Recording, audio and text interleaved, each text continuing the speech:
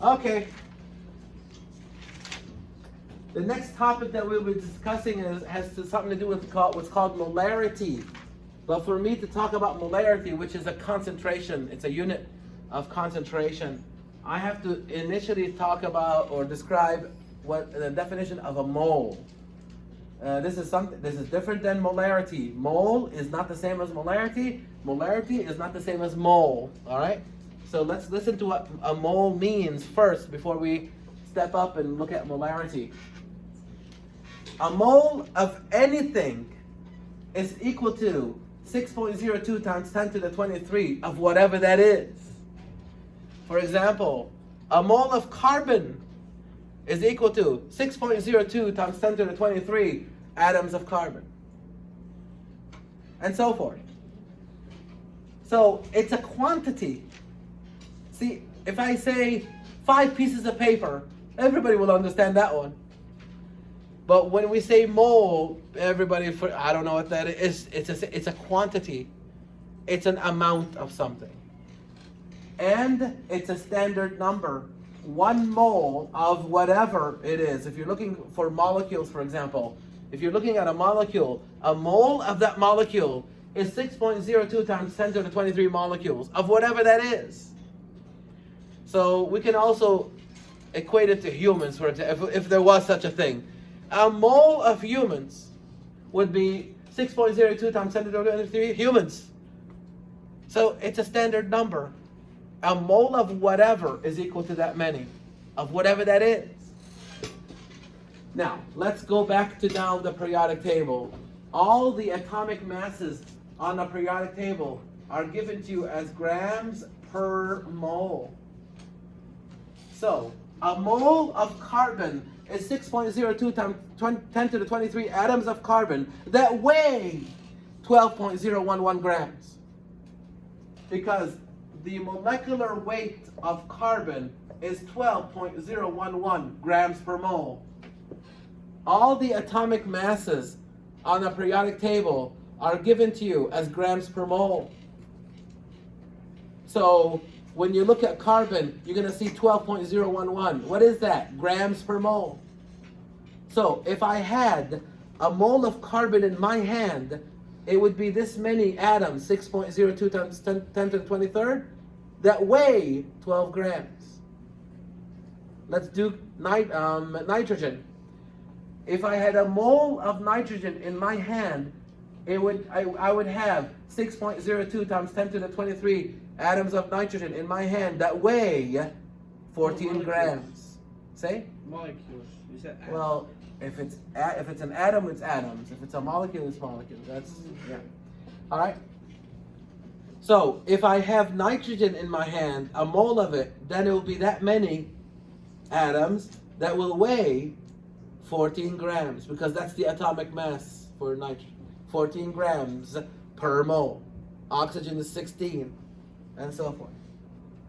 So, the atomic masses on the periodic table, they're all grams per mole. They're all based on 1 mole. And how the mass involved for each one of them. And hopefully you remember in chapter 2, the mass of the element is based on the number of what plus what? Protons plus neutrons and their combined mass. The protons and the neutrons have mass. The number of them and their combined mass give you this one here. So carbon has 6 protons, 6 neutrons, and their combined mass gives you this number. Why not the electrons? Because what did we say? The mass of the electron is negligible. So now we understand a mole of whatever is equal to this many. And of course, they're going to have a certain amount of weight to them. So that becomes what is called the molecular weight. The molecular weight on the periodic table is based on grams per mole. Okay, now we go forward and we talk about something called molarity. Again, I will say it again, molarity is not the same as mole. Mole is a quantity of something. Molarity is a concentration That means you dissolved something in water, you made a solution.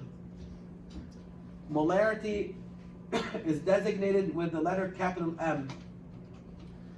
The formula for that, listen to it and you'll understand it. Hang in there.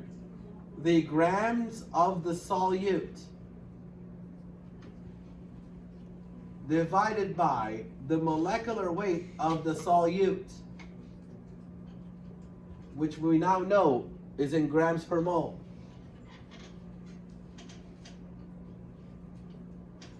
Divided by the volume of the solvent, which is typically water.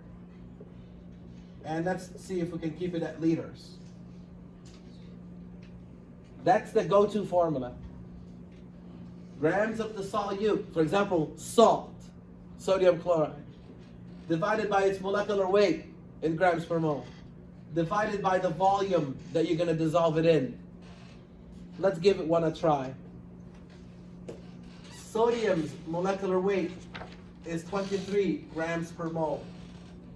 Chlorine's molecular weight is roughly, say, 35 grams per mole, to keep the math easy. So what would be the molecular weight of sodium chloride? What do you think? 58. 58. You added both of them? You are right. So, the molecular weight of sodium chloride is the sum of the individual molecular weights. And you can do that with anything. You can even do that with C6H12O6, like glucose. 6 times the 12 plus 12 times 1 plus 6 times 16, add it all together, that will give you the molecular weight of that one. Well, you might want to practice that at home maybe. But for the purpose of this experiment, the molecular weight of sodium chloride is around 58. Of course, it's a little bit different than that if you were going to use the more accurate numbers in the periodic table. But for all practical purposes here, let's keep it at 58. Okay, now watch this. Listen. Listen to how we use it. What if I go to the scale and listen please.